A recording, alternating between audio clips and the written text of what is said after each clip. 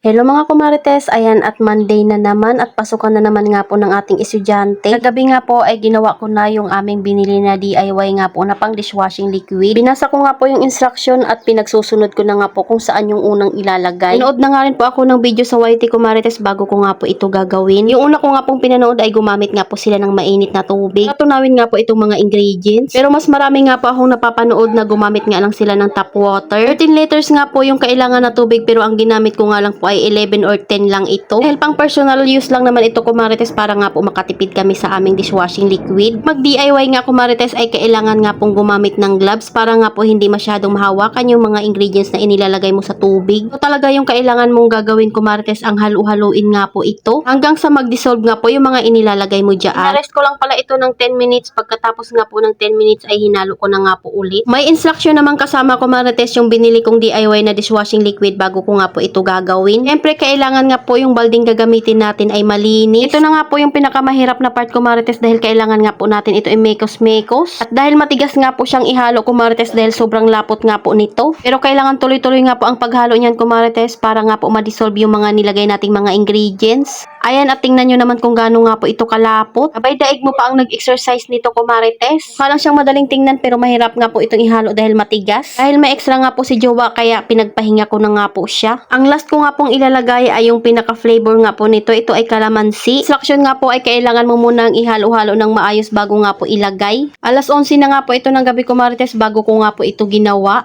Pagkabuhos ko nga po niyan kumarites, ayan at hindi naman masangsang yung amoy at mabango nga rin po ito. O diba isipin mo yon at makakatipid na nga po ako ng aming panghugas sa plato. 185 nga po ang bili ko nito kumarites. At paniguradong tatagal ito sa amin. So ayan, kailangan nga lang natin ito halu-haluin hanggang sa mag-dissolve na nga po yung lahat ng ingredients na inilagay nyo dito. Sobrang lapot talaga nito kumarites at ang hirap nga po talagang ihalo. Ito na nga po yung pinaka-itsura niya kumarites pero kailangan nga po natin ito i-pares ng 24 hours. Takpan nga po natin ito ng 24 hours bago nga po natin pwedeng gamitin at isalin sa lagayan. Pero syempre, hindi pa nga rin po ako tumitigil sa paghahalo dyan kumarites hanggang sa talagang mag-dissolve na yung mga ingredients niya. Madami na nga rin pong gumagamit nito kumarites para gawin nga pong negosyo. Pero itong ginawa ko nga lang po ay para lang ito sa amin para nga po makatipid kami. Dahil pag ako nga po naguhugas kumarites ay gusto ko nga po yung sobrang bula nga po talaga nung aking sponge. Panigurado na sulit nga po itong binili ko dahil hindi naman ito ganun kamahal. Mga ilang buwan ko kaya itong gagamitin. Sino na ang nakapag-try nito kumarites ang gumawa ng ganitong DIY